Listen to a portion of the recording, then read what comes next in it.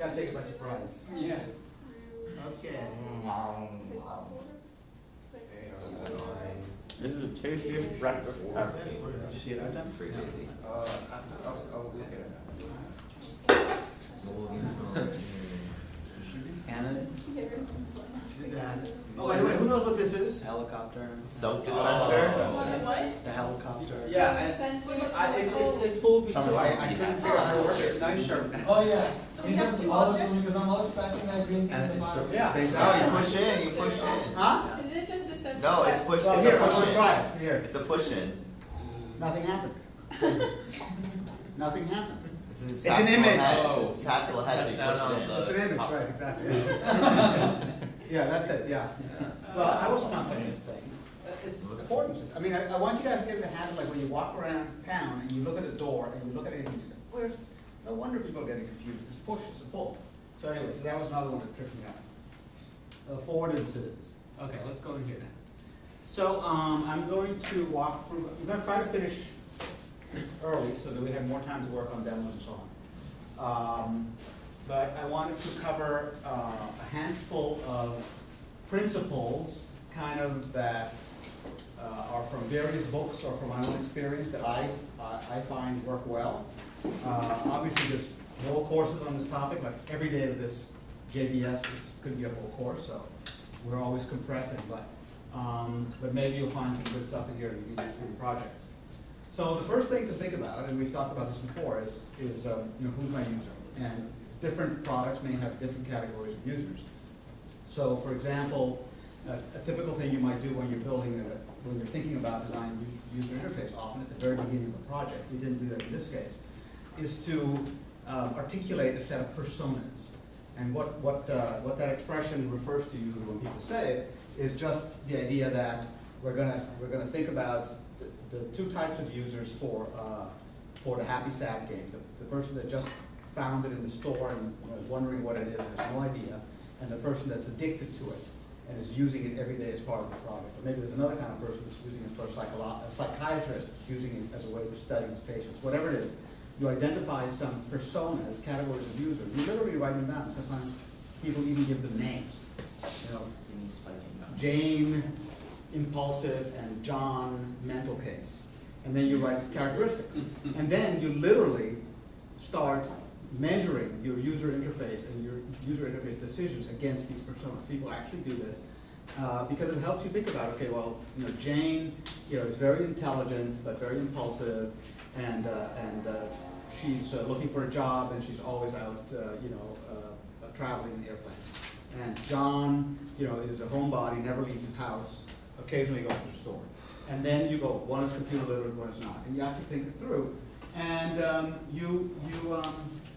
you build these personas.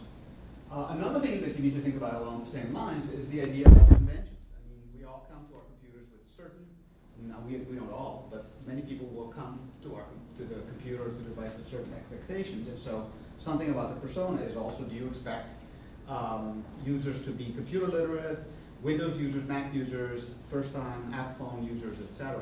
And that helps you if you articulate that at the beginning. It gives you a chance to think about the decisions you're making, and also when you're sort of discussing it with your team members or people with whom you're testing the app, you have specific targets in mind. Platform consistency is another one that's tricky. I mean, if I am building an app for Android, I'm going to have to assume certain literacy about the things that Android assumes, like the back button, making the back button work correctly. If I'm an Apple user, an iPhone user, and I'm running an app that came from Android, I'm not going to be looking for a back button. And so if my user experience on iPhone somehow ports over the back button, you're not going to get a good user experience on iPhone. So thinking about that as well is important. And by the way, we've talked a lot about platform choice. Do you go on, do you build an app for Android, do you build one for iPhone, do you build web only? It's a very, very core strategic decision you make with the product. I mean, in this case, we didn't make it, we just defaulted to Android.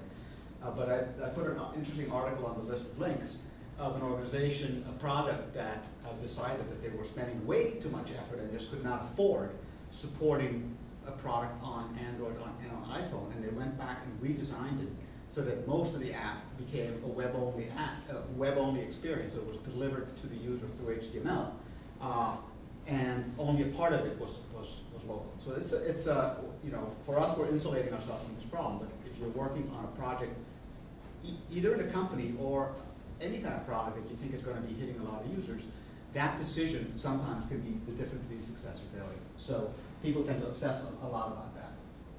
So who is my user? Very, very important question. If you don't think about that question, I would argue that you're not possibly going to make a good user interface because you're just flying blind. So let's quickly check in with our products. So Giraffe, who is your target user? Who's your user?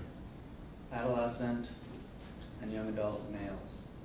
Okay. And in what way, if any, does the app reflect that? We have the style, helicopters and giraffes. the style Mhm. of gameplay, Yeah. the scrolling 2D fast movement of the hand Yeah. Yeah. is one aspect, and the other is cartoon violence. Okay. I buy that. How about happy sad? What is your idea of your user, if any? Have you articulated that at all? I know it's really. I don't think as a group we've articulated, but at least from my personal stance, I feel like we're targeting the same user base as Twitter and Facebook targets. So more of that, you know, starting around 16, 18, going through, you know, maybe up to like upper 60s, like that target area that uses technology, that uses Facebook, Twitter, that type of audience. Yeah, the early adopters. Really not, yeah. Have you thought about what would motivate, or what you think would motivate somebody to use this app? I mean, in other words, why did I install it from the App Store, and why am I actually bothering running it more than the first time? So one of the things about Happy Sad is you don't really understand its full potential until you look at it in retrospect. So what we want to do is we want to get a video or something of that sort that shows you all the end results. Yeah. And once you see all these end results and you see, oh wait, there's an app that lets you see people around the world are happy. Yeah. Once you see the end results, it's plot your, like you see a couple of pie charts, your happiness against Yeah. different variations and stuff. And all of a sudden it just leaves you a skew that says happy sad. Yeah. And you're like, wait, what? So you actually go and you figure out, okay, so if I use this, I can get there. Yeah. That's a way to incentivize. So part of your model for the user is that somebody that will get inspired by that knowledge, and somehow you maybe even feel like the success of that user, or the success of somebody adopting the app, is tied in perhaps on being able to show them that information. So if you're not able to show it quickly, then you may not have success. And you might think of licensing a personal version to psychologists, Yeah. right? Because I'm sure they do that kind of, they want to have that kind of survey of someone's. Yeah, in fact, you know, And you could brand it, you know, Harvard, Vanguard, yeah. Happy Sad.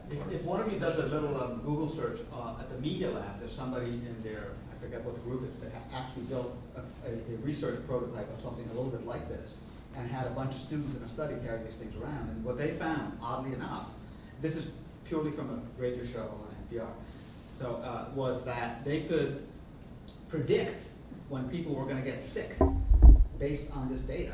Because what they found was that if they correlated the GPS where the person was, and how often they were moving around, and how many phone calls they were making, they actually saw patterns that became predictive. And so there's some really interesting research. So there's another angle, there's a research tool of some kind, not just for doctors, but for doing studies. Anyway, so and that, of course, if that's the audience that you decided you want to shoot for, maybe you discovered that's where the money is. The pharmaceuticals doing drug trials, that's where the money is. Oh, that's going to be my user, I might change the way the UI looks.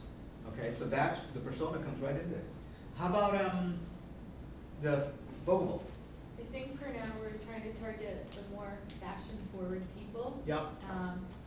Because I guess they would be the ones that spend a lot of money in clothing and spend a lot of Mhm. time looking at it. And we're assuming that they have some, like they've used maybe something like Pandora or something, so they're familiar with like the whole liking or not liking. Do you think there's an overlap, there's a reason to expect an overlap between Pandora's users and I these mean, users? not just Pandora, but things like that, but I think. Well, Pandora is the kind of the canonical one that Yeah, but I many think people know. that's a reasonable thing to Yeah. expect. And just the way that we're making it look, we're kind of trying to go with more of a look of like, sleek. Yeah. How about men versus women and age? Any feeling about that?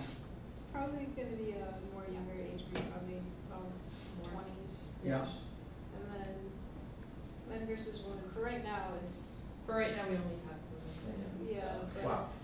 in the future, that Yeah. will- I mean, I being on the grind, I was thinking like, as a guy, I'd like to see, instead of clothes, I'd like to see hardware from Sears.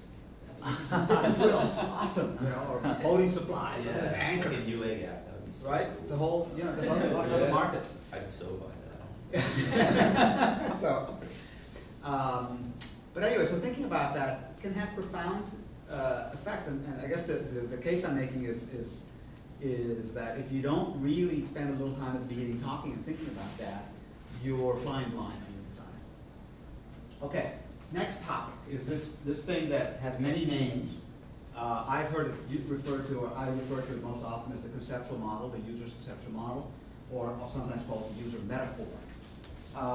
And that's an important one. That's kind of, how do you think, or how do you want the user to conceive of the magic that's happening in the computer? In other words, they're not a technical person. This thing is just, this app is just making their phone do something, and they have to construct in their mind some idea of what the world is that it's creating. Okay? So let me give you an example.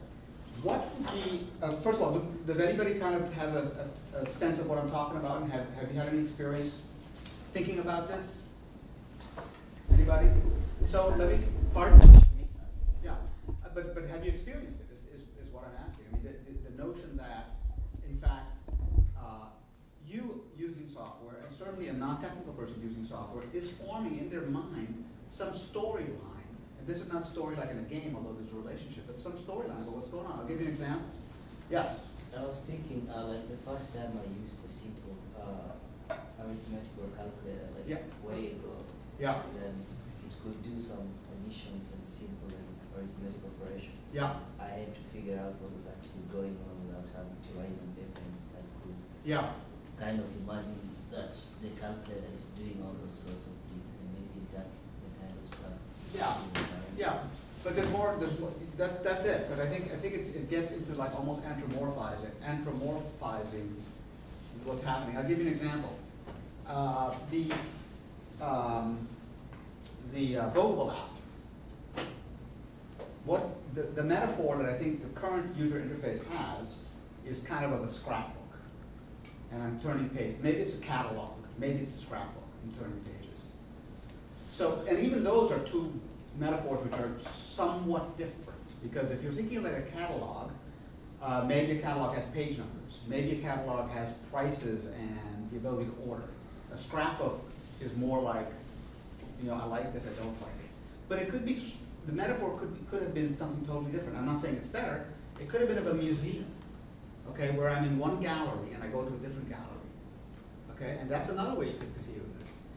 It could have been of a store, right? You go into one department, you see mannequins, and then you can talk to somebody. And I think that the metaphor that we currently have is probably quite reasonable. But realizing that there's other metaphors, and if you picked a museum, that would have certain implications about how you make the thing look, but it also would have an implication about what you call things. I mean, do you call it a department? Do you call it a category, which is very abstract, and normal people don't know really what this word category means in a way, in this sense. Especially when you have tags versus categories. Good luck getting a user to understand that. I'm serious. So, and tags and categories are not things that exist in the real world, right? I mean, if you think about it as a store, they're calling words out of store land that make more sense. If you think of it as an online store like Amazon, then you would go look in the Amazon website and see what words they use. Okay. So now let's go to happy, sad. Oh, sorry. One more idea about that is you could imagine people have a model of, instead of a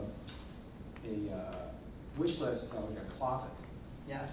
Right? And then you might be able to look at other people's closets. Exactly. Right? Exactly. Which has a kind of intimacy that a Right. wish list might not. Right. And I'll go through why this is so important in a second. That's a very good point. And like in a museum, there's no such thing as a wish list, right? So, Yeah. what is the equivalent? Is there an equivalent in the museum? Maybe the museum sets up tours. I don't know. Personal gallery or something. Yeah, something like that. Or maybe in the museum they have exhibits. You know, in a scrapbook they don't. So, And that's really important. So let's go to happy sad. What is the metaphor of happy sad? I thought about this before I asked this question, so I have some answers, but it's interesting. What is the metaphor, if any? What do you want the user to think of if this is a little universe, a little man-made world in the app? What is this man-made world? What is it? Just blurt out what vague ideas. That it's like a friend that you complain to. okay. Yeah. It's sort of like a log in a way. It's like a personal log. Okay. Captain's log. Captain's log. Okay. Okay. Any other ideas? Those are both very good. But you see that even these two would lead you in very different directions about what the app looks like, what the commands are, and so on. It's also like we're moving it more and more towards like a form of like Twitter. Now you can always, by the way, find examples of things that were huge that didn't have interesting metaphors. And you can always point out and say, well, what about Twitter? What's Twitter's metaphor? I never like to pick the billion-dollar companies as examples because they are, they're lightning strikes. And so, yes, people do totally random things out of pure vision, intuition, and God knows what else. But that's not something we can teach or learn. It's something that kind of happens through a confluence of everything. If you want to have any kind of methodology about what you're doing, then you sort of fall back on a little bit more clumsy things like let's come up with a metaphor. When I thought about happy sad, for me the metaphor actually was a map. Oddly enough, a map.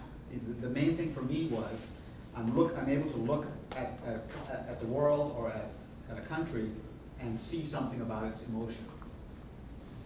How happy was Massachusetts, for example, yesterday? Yes, exactly. Versus Vancouver? I think that was the first time in my life that I watched a riots full this hockey week? game. We get like an hour-to-hour The whole comparison. Torching thing. cars and stuff? No. What happened? There were riots in Vancouver, torching cars and stuff? Oh, wow, that's My bad. brother's from Vancouver. Should ban hockey. That's sad. Hockey.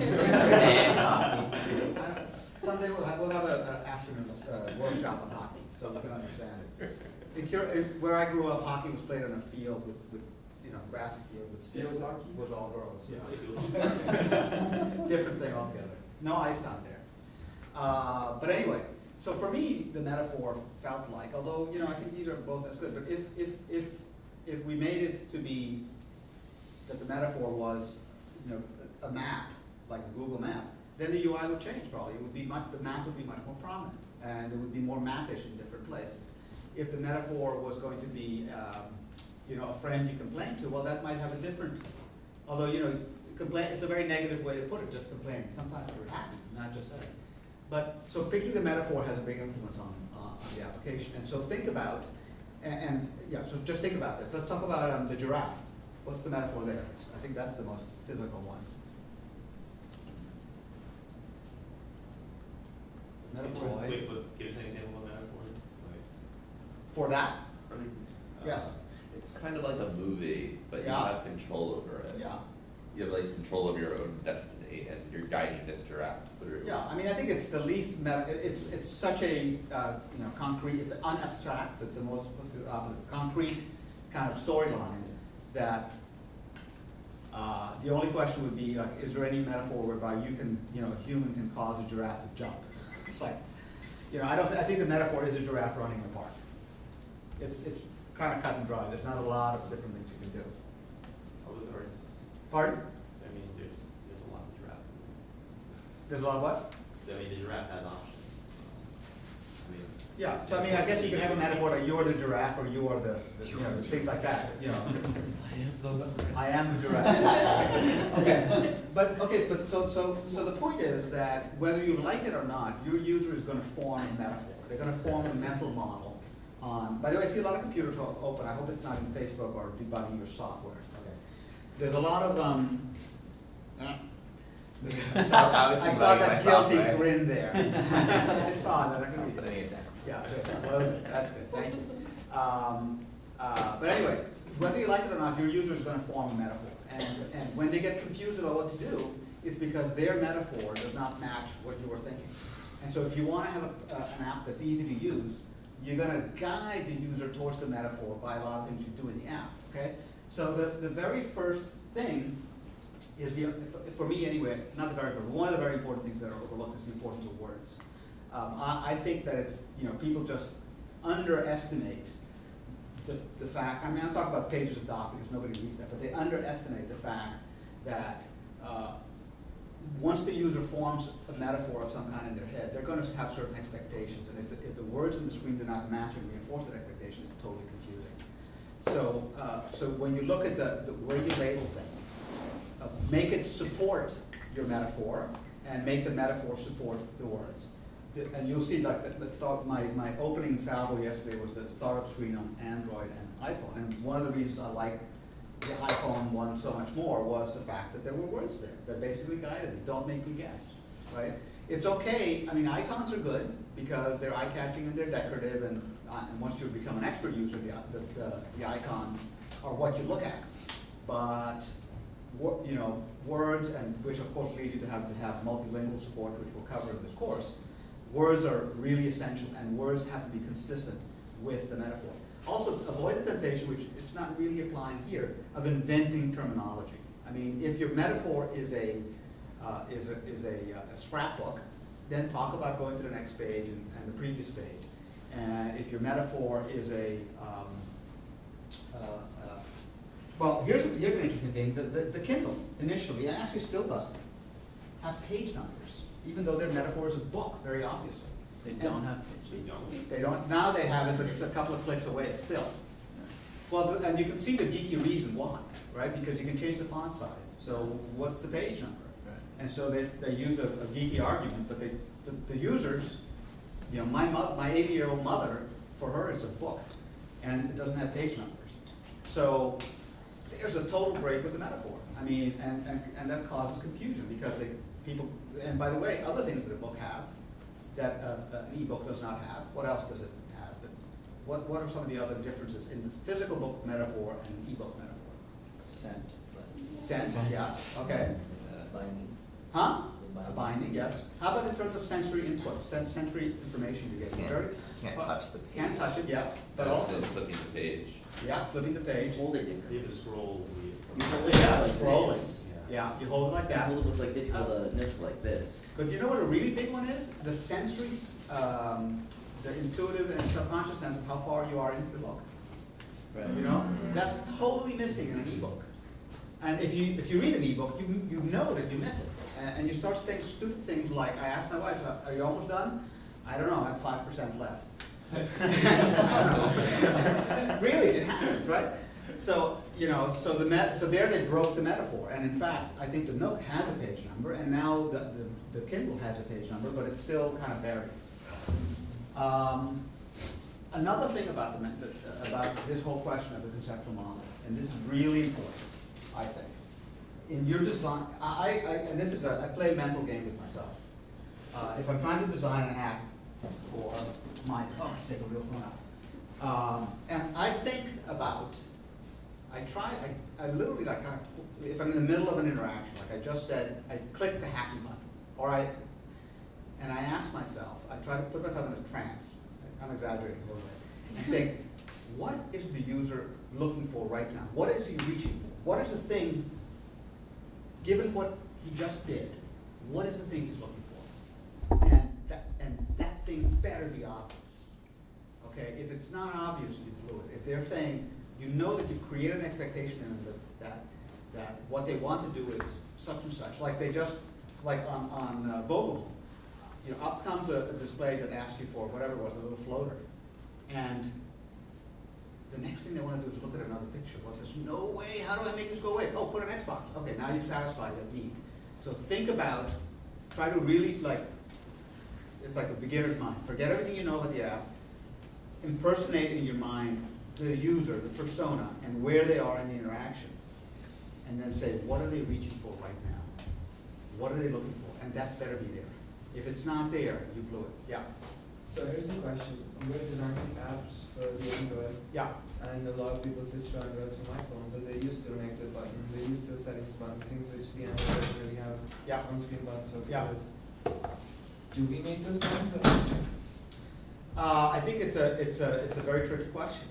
It has to do with, to what extent do you want to cater to or be, you know, give satisfaction to the people who just came from, who are on iPhone, who just came from Android, versus to what extent do you want to displease or confuse those who have only had an Android all their life. And so there's no cut and dry answer to it, but I guess the message is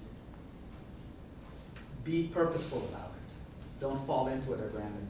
Think about it and then make a decision. Okay, I don't really care that group, in my opinion, in my sense of the future, because nobody knows, that's not going to represent a big part of my success, or it is. Yeah. Sort of combat the exit issue. Yeah. I feel like both Android and iPhone have very similar ways to exit. Either on the iPhone you hit the home button, Right. or on the Android you hit the home icon. Yeah, but I mean, there's other examples. But for the settings thing, for example, Settings is a perfect one. the main difference is that iPhone has the model that anything related to settings Yeah. has to be under the settings application. Right. So like you can't, you don't put settings in application, Right. you put them only in the settings application. Right. Meanwhile, with Android, within each application, they're separate. Yeah, yeah. I want to go back to that, but don't. There is an MVC answer to what you had. It's basically how important is that controller? Is it a one-click controller for like you need it, or is it like a click settings, click for controller? So go into the settings menu. Yeah, that's the question you have. Like, am I putting the controller in the settings menu or on the view for a reason? I mean, is it necessarily a one-click access controller? For example, with let's see, there's more. No, what more was there? Dashboard, there's more than Dashboard is could be that important that it is a one-click controller, so that you don't put that in the settings like option. Seems menu. dangerous to me. What? To be making the iPhone interface on an Android, Yeah. because the person is switching to Android, so all the apps, almost all are gonna use the Android interface. Yeah. And if you're the only app that's got the iPhone interface, it's gonna just, I think it's gonna be weird, and they'll have to learn the Android interface because they have all this other They won't apps. essentially dislike it, but the point is the Android interface is designed to make it more efficient that way. So I agree with you. No, I think there's a little learning curve. Yeah, That's for it's- every single app. Yeah, but it's really, so you have to be, but the questions have to be asked, you know? You see, for example, the blue train, the triangle that they have Yeah. to draw between pages. I mean, Yeah. it's a shortcut Yeah. outside of the settings menu. Yeah. It's very similar, but it's still a different. Yeah, but that's kind of a separate, the question of where should the settings be Right. in the preference app or in the settings button is one thing. The question I think you're addressing is what kinds of things deserve to be set, Right, what okay. kind of things should be promoted. I want to get back to the preferences thing, because it's interesting, because it's kind of a stretch to call it a metaphor, in the way I'm talking about it, the handling of preferences. But on the iPhone, the metaphor is that all preferences are in the Preferences app, like you said. Except the problem is that it's not followed universally. In fact, it's about 50-50, even among Apple's own apps. And so there, the vendor of a family of apps is doing their own metaphor damage by not following it consistently. So you end up having to look in the apps. Very often, iPhone users probably can confirm this, you go to the Preference app to look for a preference for something, and it's not there, because it's buried in some menu on the app itself, because it is following the principle. But anyway, this idea of what is the user, like, I want to turn this thing on. I'm a user, there's no indication, and I'm looking for a button. I'm reaching for an on button, and there's no damn on button. That's a problem. And so you can apply that line of thinking in your app design as well. Okay. One last thing about words. The use of words themselves create the metaphor as well. If the words in the app are things like next page, previous page, table of contents, and cover, you need nothing more to start creating the idea of a book. If instead it said first page, last page, search, find, and an author, not even that, and edit. Now I don't know what my metaphor is. Is it a book? Is it a word processor? And so that's a bad scenario. You want to use all your words to support that metaphor. Okay. Talk about affordances. I won't go into that again. Visual clues that sometimes can be pushed, pulled, and so on. Watch out for them. What we talked about yesterday on the Happy Sad, probably all the apps were guilty of this. The buttons didn't say to anybody in any way that they were buttons, and so somebody could look at this, is this a button or not? They'd be pressing on things which looked like buttons but turned out not to be buttons, or think things were labels which actually were buttons. So affordances are very important. Okay, another thing. This was out of that paper with the 12 how-tos or whatever that paper was that you guys read yesterday. Proximity implies relationship. There's actually a whole bunch of principles along those lines, but if you put things closer together than they are to other things, you're telling the user these things are somehow connected. If they are not connected, you're creating confusion.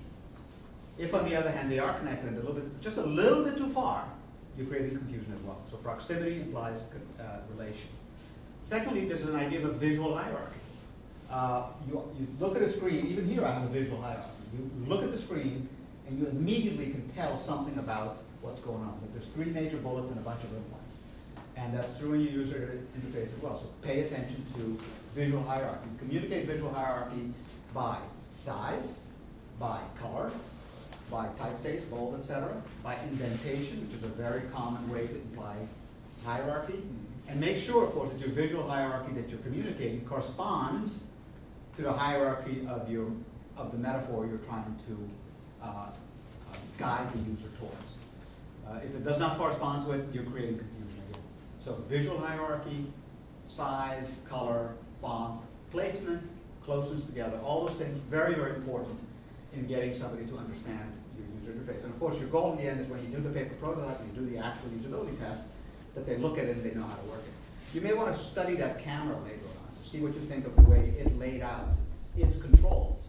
You may want to try to find the on-off button, for example, or wonder why the cover over the SD card is so huge. I mean, there's all kinds of misdirection that's going on in that thing, which makes me have to go to the book to understand how to work it. Bad design of visual of hierarchy on the device. And you know, look in your car, your dashboard, full of hierarchy. If you find it easy to locate the air conditioner or the radio, you have a good use of hierarchy, a good use of placement and alignment, and a good use of size. In my car, there's 2 huge knobs, which one of them controls the temperature for the air conditioner. The other one doesn't do anything really. And then the radio's knob is this tiny little thing.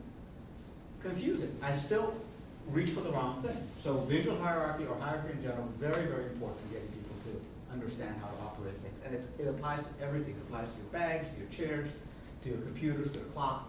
You'll find it everywhere when you start looking for it. And when somebody says this thing is hard to operate, this is funny too. This thing is hard to operate. It often is because of that. You know, here's another one that we all know. It's kind of funny. All right? Right? They're in the wrong order, of course. Who doesn't know what these symbols mean? Everybody knows, right? Mm-hmm. Right? Okay. This started way back when, in the days of cassettes, of little cassettes. How about this one? This is another one that's weird. Because on this machine, they have this symbol, right? Oh no, actually it's wrong. I got it backwards. Like that, which is a power symbol. I have no idea why. But then, I do. Pardon? I do. Go. So 1 is on, 0 is off. Yeah. And that's a 1 and a 0 together. Now here's funny. So if you look at this thing, there's a big green button, which is not a bad color, I guess, and it says this. It has this /1. Right. I don't know where they got that. Bump. And a little light. Luckily the light is on. Often the light, you have it backwards. The light's on if the thing is off. Or it's red if it's on and green if it's off. Bad again. Confusing. So, and not everybody knows this one. I've talked to people that go like, well, I don't understand. How do I turn? Oh, that's the universal power button, really? And by the way, why is 0 and 1 on and off? How geeky is that? Right? Really? Well, why is it? It's binary. Yes, binary, but there's another reason why it's done that way. Although, again, it's lost in translation. I would say it came from the fact that people wanted to make devices that would work in any country. And so they didn't have to worry about how to say on and off in different languages. If you go to Europe, or I don't know if this is a Europe thing, but I've struggled with dishwashers in Europe, because there's no words on them. It's all symbols that are all incomprehensible. Really, have you seen these things? Yeah, you know, like rinse only, quick wash, extra hot, all those things, they're all little symbols. And it means nothing to you because it's laid out differently, and you have to go find a book in the hotel, which is written in French. Anyway, so this stuff is really important, and if you care about making your app easy to use and have people like it, you gotta worry about it. But I hate the icons like Microsoft Word without tooltips. Yeah. You don't have tooltips. Yeah. It's like, what are all these things? Tooltips were a brilliant invention, by the way. Those are the things that you hover over. Yeah. And it says where it is. Very Like brilliant. XKCD. Yeah, I mean, Doesn't there was work a for time those when kind we of didn't have devices, tooltips. though. What was that? It doesn't work for those kind of devices. Right. Pop your Yeah. finger over Yeah. what's Yeah. pop up. One day. Now, sometimes you see, here's another one for you. Sometimes you see devices where all the buttons are here, but the power button is back here. Any idea why? We don't accidentally turn it off. No, I think it's a more technical, economic reason, yeah. Well, some devices you don't really power off, you just put them on standby, which you can access from the front, but the power stays in the back. Yeah, that's a good reason, but I think, and I'm hypothesizing, that the power cords plug into the power supply, which is an internal component, and the power button is on there, they get this component from somebody else, so they're lazy. Huh? Like computers, like desktop computers? That's why it's there. They're lazy. Apple is not lazy. They put it where they want it. Boom. No, but it's true. It's probably many computers are like that. Yeah. My computer power button is right here. And where's the power cord? Power cord is right here, but the thing is, the first time I got it, it took me like almost an hour to find it. Right. Isn't that pathetic? It's My not computer the power computer. button's there, Pardon? my computer power button's there, Yeah. and when it's off, it's not glowing. So people don't even know how to turn my computer. Because people Yeah, it's just like it take my doesn't computer, glow even they look though around it's for 20 minutes at max. So I want you guys to get fascinated with this question. So you're looking at everything you see, you get fascinated. Right. Like, I can't believe that. Look at this. It's all visible and very. Anyway, so I saw another hand. Yes. Yeah, for my Alienware computer, they have like the alien head. Sorry, for your what computer? Alienware. Oh, yeah. Alien head. Oh, like what's his name? People were like, my mom and brother were trying to figure out, wait, how do I turn this on? Huh? And then like press the alien head button and they're like, huh? Oh, that's a good one. Not this, but on my desktop, it's just like an icon. Well, There's no power buttons, and so everyone's like, How about this? I think also, by the way, that we're taught not to touch people's faces. I think that to me is a bad deal. Right? I go like, oh, sorry, you were saying? The Zoom? Yeah, it was horrible. yeah. You get it, you're looking at it, you're feeling around the side, and you're looking everywhere, and then you realize you have to flip it over, and then the power button's kinda like next to the camera, and then you press the camera, and you're like, why isn't it turning on? Right. So, I always yes. press that because it feels the same Good. as that, so. Does anybody have a Kindle? My dad does.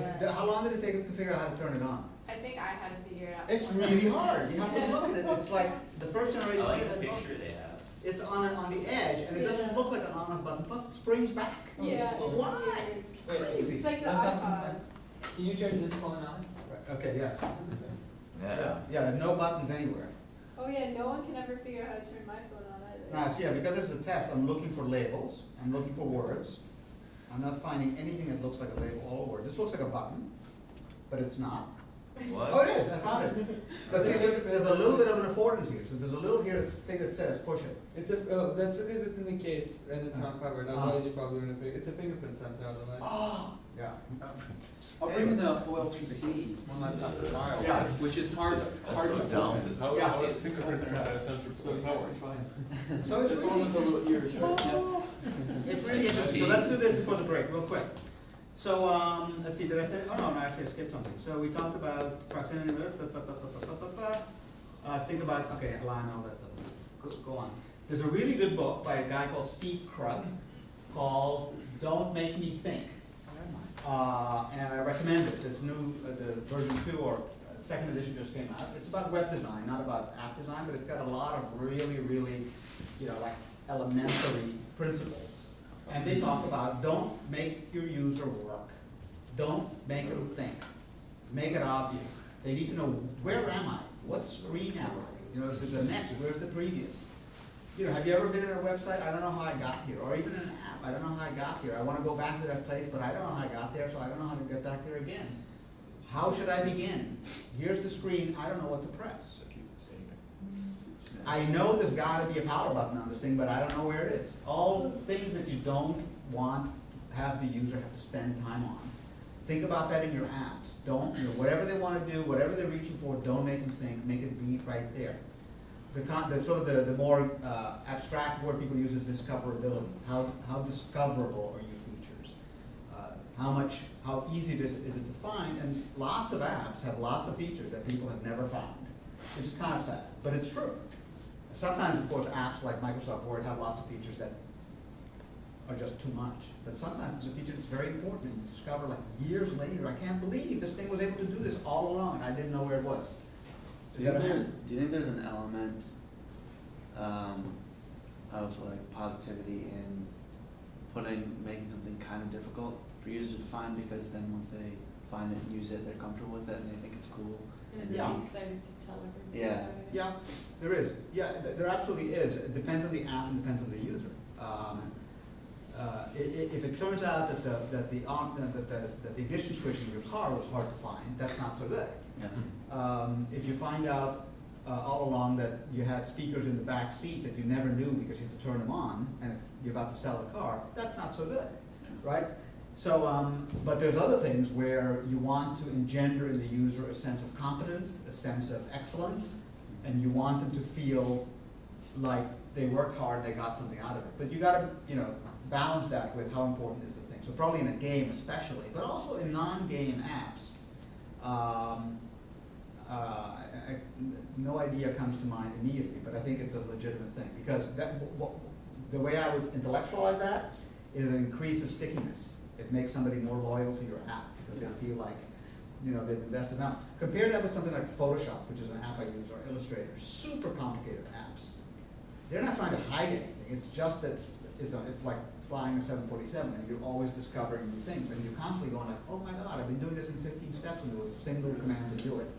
There's an interesting model with programming languages. Dr. Scheme, it's got multiple language levels. You start off with level 1, and only a few of the operators are available. And you master that, you go to level 2, there's more in level 3. Also the Emacs editor often has, you can switch on levels, so that if you know the basic level. If you try a command that's not in the basic level, it'll warn you. Say, do you really want to do that? If so, we'll add it and you'll go up a level. So you can become a power user. Absolutely. So it's an interesting model to actually build in the concept of power users. Yeah, and it's helpful also in terms of intimidation versus encouraging learning. I mean, so if you present somebody who's not a computer person with a user interface that's got 1 million buttons on it, that's really intimidating. Yeah. I think also what Tim says goes, there's a project, the guy who created the wiki we are using for the blog. Yeah. What's his name? Johan. Johan, he's working on like making a super users for computers, and he's creating this inbuilt app such that it gives you like all the shortcuts to the things we normally do by like clicking files, edits, and do stuff. Yeah. So like his idea is to distribute like cognition, so that when instead of like going through all those procedures, you can press a set of keys on your keyboard and you have everything done for you. Right. The same way you will do by following through multiple steps. So I guess. I think that's Brian, though. Oh, Brian, yeah. Yeah, there's another thing along those lines, which is another concept along those lines, which is the spectrum between ease of use and power. Right? I mean, something can be to make it easy to use, you have to have fewer commands, fewer widgets, maybe a graphical user interface with a lot of automation. But if you want total power for the power user, then you go towards more complicated commands, maybe just a command line, and you sort of get total control, but it's, it takes a lot of learning.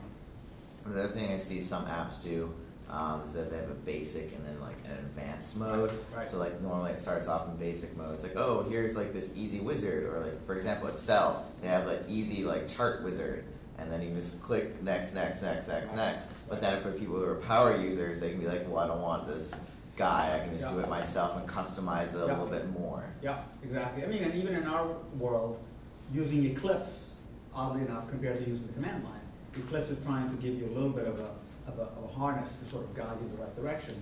If you were thrown into your favorite text editor and the command line and nothing more, there's a lot of things that would be, would be more difficult.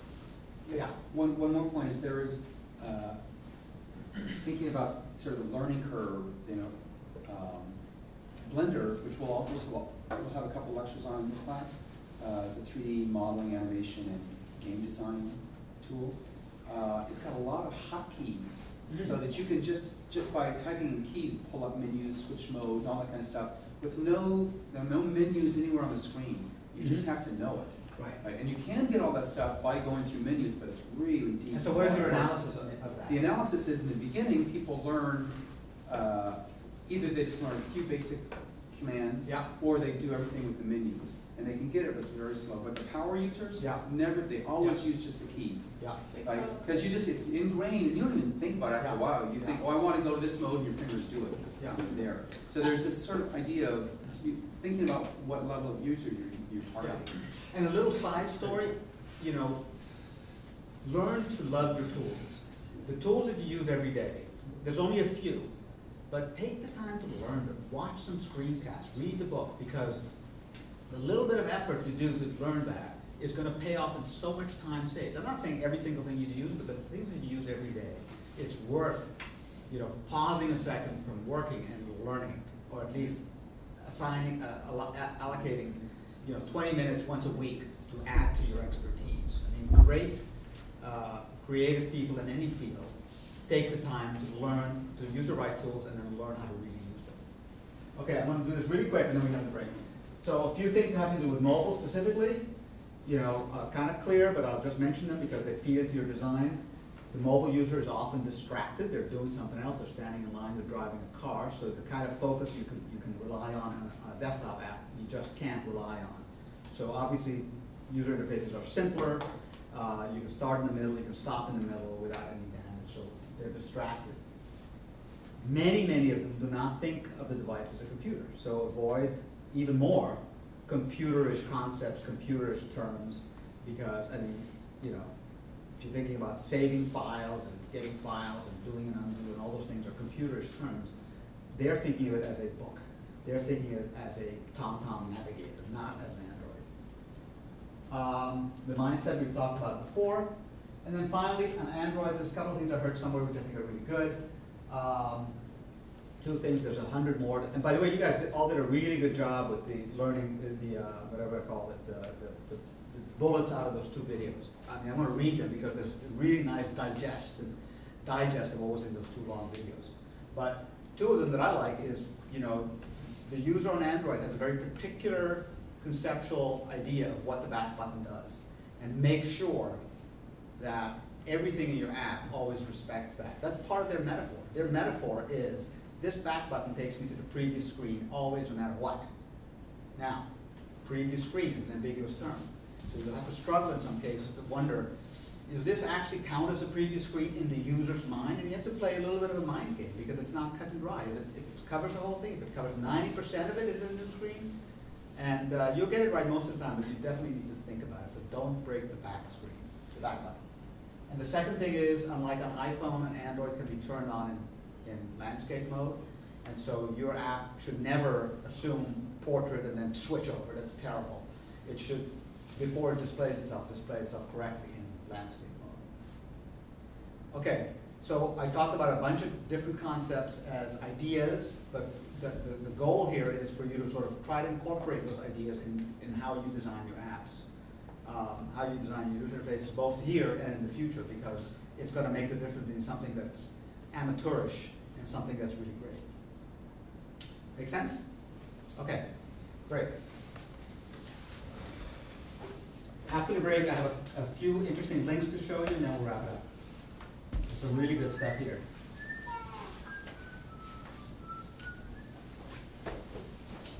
This works pretty well for numbers. Does it? Yeah. It takes a while to learn how to type quickly with your thumb. Yeah.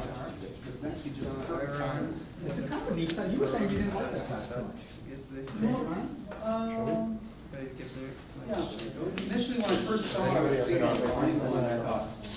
Why not just take one and write a little more? This one you can't put in your pocket. Unless you have a really big pocket. Unless you have a really big pocket, but it's actually quite nice. Yeah, that's the perfect size. You know what'd be I cool? mean, for typing, it's actually for, the keyboard's just there, you can easily go back. Why is If I took notes on that whole like 10 inches is No very big, 7 idea, inches is too yeah. small, 8 inches or 9 inches is So too there's buffer. I think 8 inches. Yeah, if you wanna make. I think it would be interesting to take that and have like a mount for your Yeah. dashboard, That's what I was gonna do. and then if you have Bluetooth, Oh, you sure, have yeah. all your music, Let's all your do it. GPS, These all are- your applications, everything right there for the car. So this is, you're getting a straight, Well, you're making changes. Yeah, for the phones, I have I haven't a, made any changes. I have a condo. You have it there? I mean, for, when you imagine the GPS on that, Yeah, well, that's that's like- this is where, That's exactly. might actually be a vision problem, a vision hazard. If it's too big, it's a vision hazard. Well, that's about the same screen as a GPS. Is this leaking at all? Down GPS for your car. Yeah. It doesn't mount But picture, it's that- right into the dashboard. Yeah, and yeah. It's really ironic Not because not this. in every case, GPSs that come built into cars That's for 2 years, in my opinion, 2 years behind, which you can buy Oh, a yeah. store for $100 or for Exactly. $70. It's, Alright, so it's like smoothly. and so, it would You be had cool. something like that, you could just throw it in. Yeah. The It's only a matter of time Do that. before cars are gonna Well, go back. They Yeah, did. they already did. They Saab did. is coming out with one and providing. Makes so much sense, yeah, makes so much And sense. the- Darn, I can convert it to dips.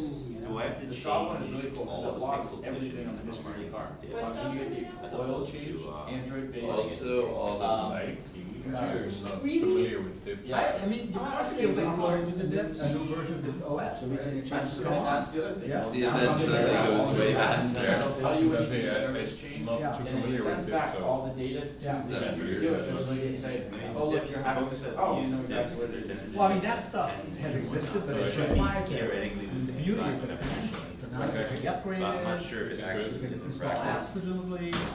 no.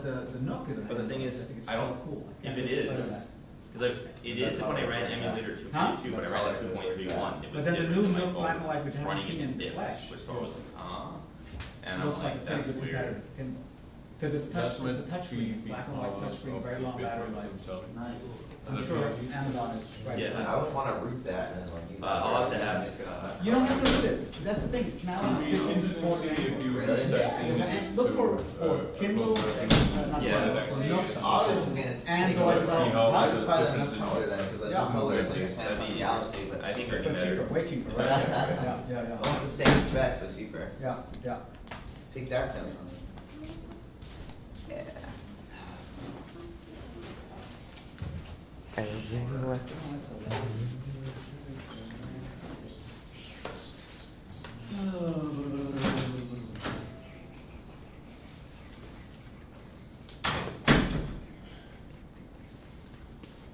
Forty-seven minutes, great.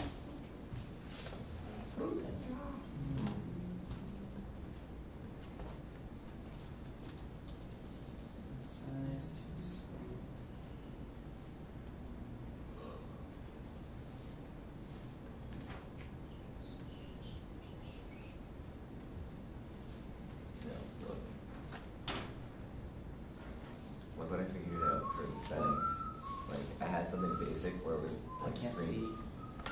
You see? Okay. So I had something basic where it was screen within a screen, so you click on alerts. Now I figured out how to do like pop, drop down, and I can default it, and it saves the preferences. So even if I exit the app and go back in, it'll still save this preference. Nice. And it defaults once a day, but I can change what it defaults to very easily. Are you gonna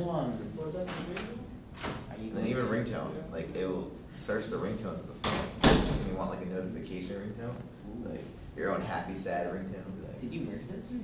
I haven't merged it yet. Awesome. I'm about to. Can you make like an abstract class that implements the settings thing, so that way they can just compare it from that class? You don't have to worry about copy pasting the code every time, or something like that. Well, the good thing about settings is that you really don't need to like separate most of the values. Which one is this? Yeah, this is fine. Okay, so you're just making a settings class that you're calling up from every. Yeah, like the Okay. big things you need to know is like array alerts, which is like under values, which is fine. But beyond that, you don't need to like input this into your strings XML because that'd be really annoying because they don't really use this data. At least for our purposes, we're not using this data. I don't necessarily know what you're talking about. You know how like the importance of like having strings.xml, so like if